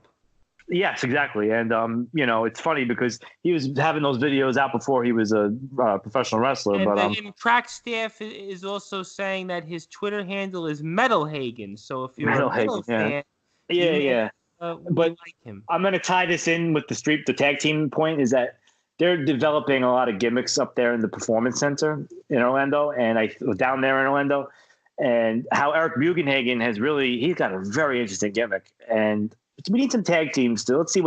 Let's see some new tag teams with some interesting gimmicks, because gimmicks are a part of it too. We love wrestling, athleticism, stories in terms of performance in the matches, but gimmicks are half the deal. So I want to see some more interesting tag teams, and I do want to see some more of Eric Bugenhagen on the singles division. So those are my final thoughts of NXT. Be interesting to see what happens. They got some television tapings coming up, and we'll I don't read spoilers, but we'll find out more in the coming weeks about what the direction is with the brand. For you, Professor, any final thoughts on Takeover here as we sort of sum up here what we saw from last night's event? Don't change. Don't change, Triple H. Keep these coming, because these shows, you can't really find a bad takeover. You can't. There's not been a single bad takeover in my opinion. They're all very stellar. None of them would go below a B plus. None of them. This one to me, it gets an A, not an A plus, but to me, A plus will always be Takeover San Antonio. That's just me. I loved Takeover San Antonio. The Ciampa versus Gargano match, Adam Cole winning the NXT North American Championship as a swerve. Roderick Strong turning and joining the Undisputed Era. The match between Shayna Baszler and Ember Moon was stellar. Aleister Black versus Andrade Cien Almas was great. That to me will always be the best takeover. But despite all that, this takeover was still great. Everything about it was great. Please don't ever change Triple H. Keep these coming. Hopefully one day. Again, like I said, I still feel bad for Shane McMahon, but given what Triple H has done, I still feel bad. But given what Triple H has done as a booker with NXT, I would hope that if he does take over WWE down the road, whether it's 15 to 20 years or let's say 5, but around that range, if he does, I hope this gets replicated. I really do, because this is just nothing but pure joy. Pure joy. Matches telling stories. You don't get that in main roster shows. You might get it like on the occasional network pay-per-view. I know you're not going to get it in Super Showdown. You're not going to get it there. So people could pump the brakes and thinking, and I'm even going to go say as far as the Ziggler versus Kofi match. It's not going to tell the same story like any of these takeover matches did last night. Not even close. I heard you also won't get women there too. Oh my God! But we're gonna talk about Super Showdown in a few minutes, for a few minutes as we end the show. But I want to put both of you guys on the spot, and this is gonna tie a bow, I think, on NXT, and then I want to get to our wrestlers of the week after that. Gun to you guys' heads, very quickly. If you took the two together, which one would you prefer? Going back to the question that we all asked a little while ago, in the show with the Bully Ray poll question: AEW Double or Nothing, NXT Takeover 25 last night. For both of you, and I'll give you my vote. What would you have preferred last night? Sean, and then the Professor, and then I'll jump in. Takeover 25. No question about it. Everything about Takeover 25 was just great. And I know it wasn't as long as Double or Nothing, but it doesn't have to be. Okay? Every single Takeover has been killing it. The commentary has been killing it. The matches have been killing it. There's not even, in my opinion, a C-grade match in any of the Takeover specials. You at least had 2 C matches, in my opinion, in the Double or Nothing show. And like I said, just saying it again, the commentary, no contest. And that's going to make it a clean sweep, because I thought by far and away it was NXT TakeOver 25. And that's the funny thing, is that, we've all talked so much about AEW, but here we are saying that TakeOver was the better event to watch, whether it was the commentary, whether it was the wrestling, whether it was sort of the storylines, whether it was the overall flow of the card, length. It was TakeOver. And that shows you that, you know what, AEW right now, they started out with a bang, but you know what? It's not a sprint. It's a marathon. But isn't that the way it's supposed? Isn't WWE supposed to have the better? See, that's the thing we do have to put in context, is that for our first show, Double or Nothing was great. So, but I mean, let's be real. I mean, it's surprising we're saying Takeover, but it shouldn't be. Okay, so one final thought for both of you guys on AEW. It was reported that AEW had 100,000 buys, I think, worldwide for last week's pay-per-view. When you hear those figures for both of you guys, were you surprised at that number? No, absolutely not. No. Did you think higher, or you thought that was a number? Did you have a number in mind? I wasn't speculating on a number, because these days with pay-per-view buy rates, they're so weird, because I don't know what they count with streaming and this and that. But hearing that it was the most purchased event, non WWE event since Bash at the Beach 2000. It's great. I mean, it's just we but talked it's about great. that on Twitter. It's just it's great. It's great for the business. It's great, and I bought it. I mean, it also is the curiosity factor. It's a new promotion with a lot of hype. You want to see it, so I wasn't surprised at all. No, and the figure. I mean, whatever the number was, I knew it was going to be a big number. In terms of non-WWE events, sure, yeah. For you, Brandon, you were surprised? No, not really at all. I mean, what gave him an advantage because they already had some like well-known talent. They already had a popular name like Jericho there. People already know what he's capable of, so that's an attraction in of itself. In another company, you had Cody Rhodes, Cody there. You had Dustin there, formerly known as Goldust. Him coming with the new gimmick is going to create some shock value and some investment. Like, oh, what's this here? So no, and then JR obviously in the broadcast booth. Everybody loves hearing Jim Ross, even though, like I said, I still don't think he's the same. He's still good, but he's not the same as he was. I just miss that JR, and it's just me. It's just me personally. But it's an attraction. So to me, and for it to be its first pay-per-view, to me, absolutely. I definitely think it was good to create that many buys. No question about it. Okay, guys. So your wrestlers of the week here. Very quickly here as we get toward the end of this week's episode of our Ring Fever for both you guys. Who was your wrestler of the week? My wrestler of the week is Matt Riddle. He had just great. We always talk about the main events, but they always say opening is just as important as closing. And what a match with Roderick Strong. And the reason why I picked Matt Riddle is because I really think he's on the up and up. He's on the rise. He's unique, and he had just a great showing. He's so legitimate, just in terms of his credibility as a UFC fighter. What a great match against Roderick Strong. Great things to come from Mr. Riddle. I know he likes to call out Brock Lesnar on Twitter, but let's keep him cooking in that NXT kitchen. But Matt Riddle is my wrestler of the week. For you, Professor. For me, Io Shirai. No question about it. You have athleticism, you have the whole package, you tell a story in the match and after the match.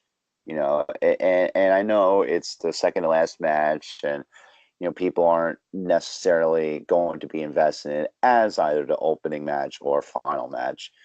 And people saying, oh, it could be a potential bathroom break. This was not a bathroom break. Her performance was absolutely spectacular. No, it was a very good match. You know what? No, I have to say I watched it and I had no expectations of that match. That was the one match I had very little expectations with. And I have to say it was a very strong match. Yeah, so I mean, it got the fans. And what also made it different than say like wrestlers like Matt Riddle or Gargano who got booed sometimes, and I don't know why. Like that was like, come on, man, that's his first main title reign. At least give him. I know we love Adam Cole and all, but let's not boo the guy who we've been so much cheering for, whether it was against Ciampa or with hashtag DIY against a revival. I mean, come on, don't turn on him that quick. But anyway, like the fans were all behind Io Shirai, and to me that means something because it's not like this mysterious like wrestler, like, oh, they're gonna be the new heir to the throne or whatever.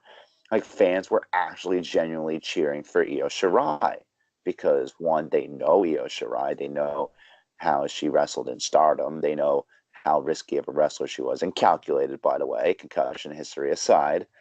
But her wrestling style just matches so well with Shayna Baszler's offense. It matches so well.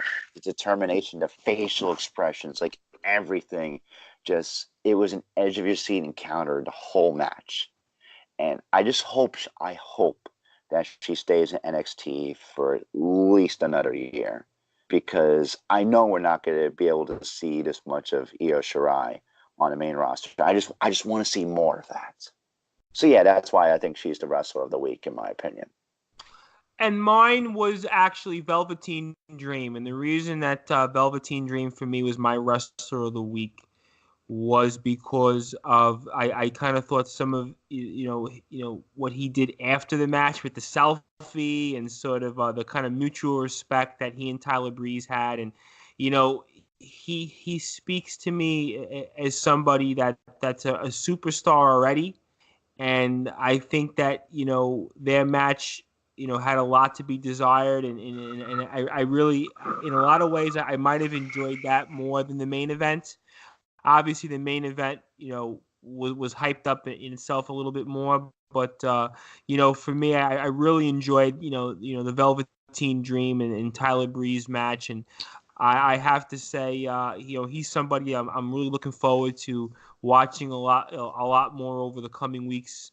And while I wasn't surprised that he retained the title, I was still, I was gonna say Adam Cole, but I really, I wasn't that crazy about that ending of the match. So for me, my wrestler of the week was Velveteen Dream, and I think that all of our listeners should continue to check him out, and everybody else in NXT, because it was a great pay-per-view, and it was definitely one of the better WWE put on pay-per-views probably since the last NXT pay-per-view.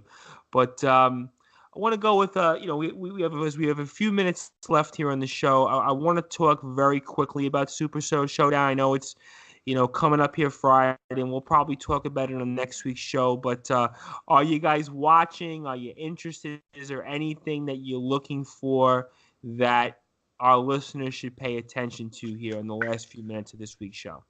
Well, if I wasn't a journalist for this show, a reporter for this show, I would not be watching. But you're not a journalist; you're a co-host, man. Not a co-host. Well, whatever I'm labeled as. It's the Sean Price show. Yeah. Well, let's just say as an observer, a observer that observes these events and likes to give my opinion, I will watch Super Showdown. I am not very happy about the whole, premise behind these Saudi Arabian events. Just because there's, no females allowed is just, God, it's horrible. The one thing I'm looking for is Undertaker versus Goldberg, not because it's a match I want to see, in terms of it would have been a match I wanted to see 20 years ago, of course, but, or even when they were in WWE together. It's like you know what it is? It's like a car crash, it's like a car wreck. You got to see it. What's going to happen? It's almost like in a weird way, you're just you have this perverted curiosity where it's will something bad happen? You know what I mean? And it's just going to be so bizarre. And it's not even surreal or bizarre in a good way, but that's what I'm looking for is the Undertaker Goldberg match, just to see how on earth they're going to get through it. Professor. Yeah, I'm with the Goldberg versus Taker match. Hope no one gets seriously hurt. I hope the match just goes for 3 to 5 minutes and just ends. I guess the one thing I'm going to watch for is to see if Lesnar cashes in at any point. He's cashing in tomorrow, I heard. Yeah, we'll see about that. We'll see about that. Are you saying Vince Russo is swerving us again? We got to get Vince Russo on the show. I think what we got to do is we got to get crack staff in the production teams to figure out if they can pull Vince Russo on this show. So we can. I think he's a conspiracy theorist now. He's into these theories now that AEW and WWE are goats. Well, listen, how about the fact guys, the ECW and the WWF at the time? Yeah, but that's different because ECW was a minor, promotion. Not minor like ROH, but minor. Still kind of like ROH, minor. I told you, I believe WWE and Impact will have a relationship one day. I don't think they already do have they do because listen, Jeff Jarrett's back in the WWE. Did anybody think Jeff Jarrett would be in the WWE? He's back in. Never. Jeremy Borash is working. Dixie Carter. Dixie Carter has done some things. That's my point. Oh, so there's no question that there is relationships. It's not what it was in the 90s. But anyway, the point being that Broncos are supposed to cash in them all. But, we're doing this Vince Russo booking now where everything has changed last minute. We never know what's going to happen. So for the both of you guys, you're not expecting much to satisfy us when we talk about this on next week's show. No. Absolutely not. So we even talk about it next week then? Of course. I mean, yeah, it's wrestling. I mean, Yeah. we should even listen. It was a rhetorical question, but obviously we're going to talk about it, and, and I'm going to watch it, at some point, and we're going to talk about some of the matches, and I guess you have to wonder, are you expecting anything big to happen? And what about Triple H and Randy Orton? Do you have any interest in that match? No. And I guess no. Okay, all right. Kofi and Ziggler, no. Same with that. No interest in that. I think it'll be a good match. I think that could be the match of the night. I mean, actually, no. I'll be honest. I think Finn Balor versus Andrade. I think that's going to be match of the night. I think that's going to be a pure joyous match. And second to that, well, in my opinion, will be Kofi versus Dolph. I don't think Baron Corbin's beating Seth Rollins. No way.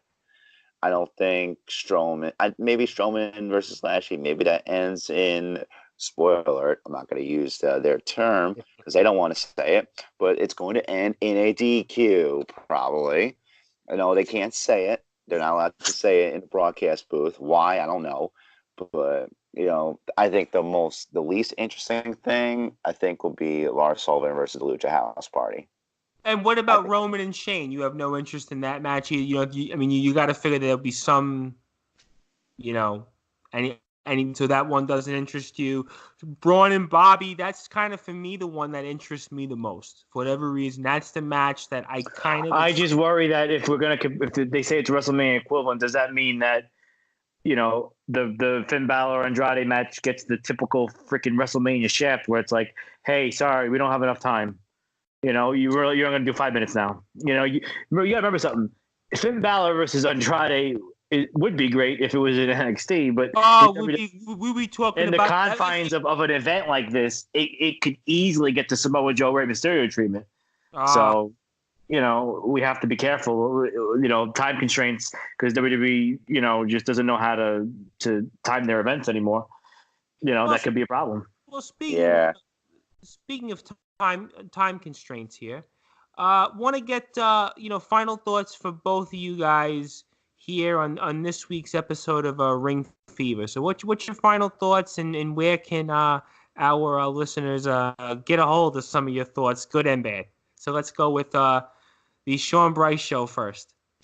Okay, well, as always, you can find me on Twitter at Sean Bryce1, Instagram at Sean Bryce Drummer, and my email address is S as in Sean, B as in Bryce, so SB2687 2687@gmail.com.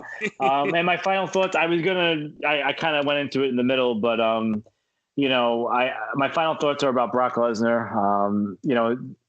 Probably the most startling thing outside of the Vince stuff was just how Brock Lesnar is the Hulk Hogan of this era, where Moxley revealed he could crush an event like that, to come in and say, that's not how this match is going to go. This is what the finish is going to be. I need to look strong. This guy can look like a doofus. I don't care. WWE really needs to get rid of these part-timers, man. And that will change, I believe, when Vince goes. If he goes, I don't even know. He might be immortal, but the way he looks compared to me, he might be. Yeah, right. But that is the crux of the problem with the cracks in the foundation that I described.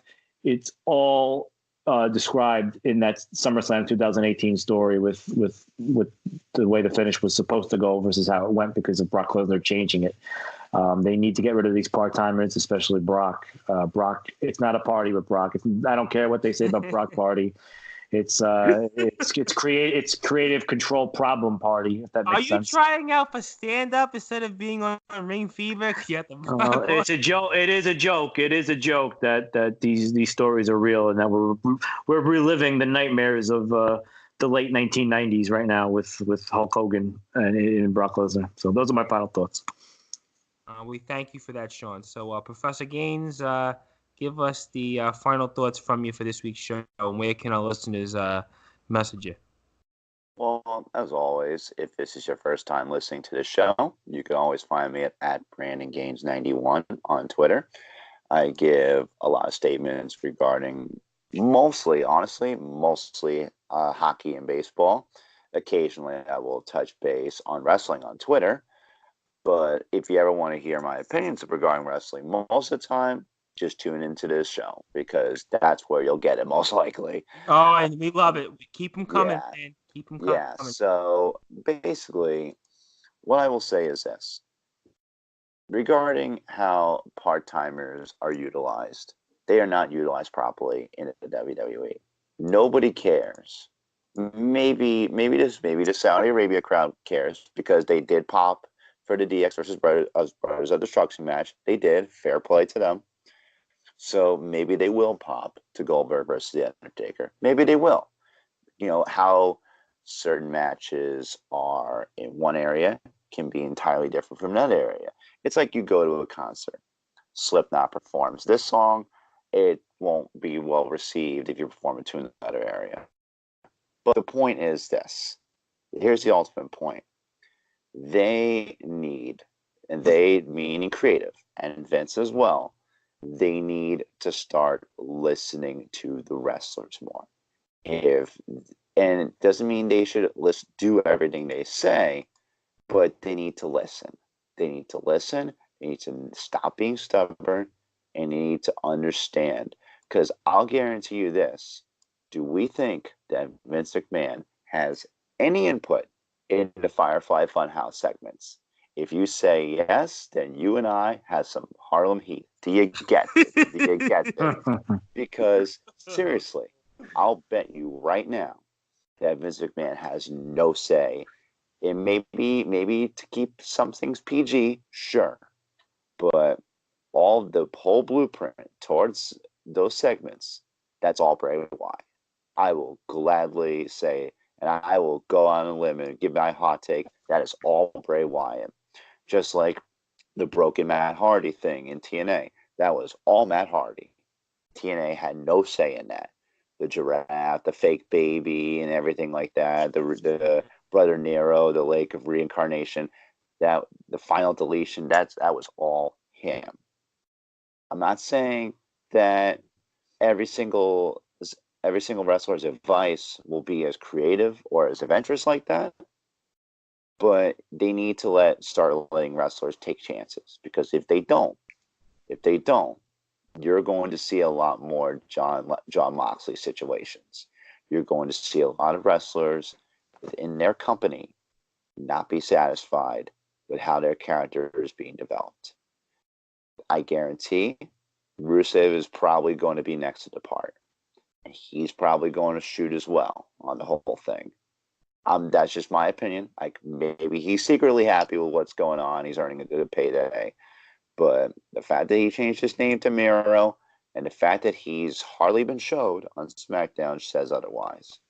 If this continues, and if down the road the same trend continues with creative and Vince not being open to listen to other wrestlers' opinions of where they would like the stories to go, win or lose, then WWE is going to fall into a huge trap. And seeing how AEW is ran by and owned by someone who likes where wrestling is, who is a wrestling fan. See, the thing with John Moxley, he doesn't believe Vince is a wrestling fan like Khan is. Khan is a wrestling fan. Vince is more into business. You know, I mean, come on, this guy he's still pursuing the XFL.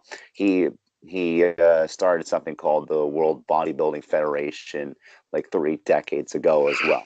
So, I mean, for those who haven't heard of that, go look it up. It's not a pretty sight, but just look it up for your own entertainment. To me, that doesn't strike me as a huge wrestling fan. He's more into business. And you know what? That's fine. But if you want to make more money and if you want to have satisfied employees, you need to start listening and stop being stubborn in your own ridiculous way, because it's going to lead to your demise if you fail to adapt. And And that's we my thank thoughts. you.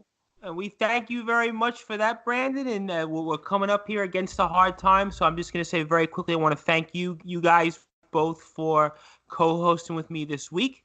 I look forward to next week's show where we'll have a couple of different guests planned that we're working on, and we'll see everybody next week for next week's edition of Ring Fever. I am the Tominator.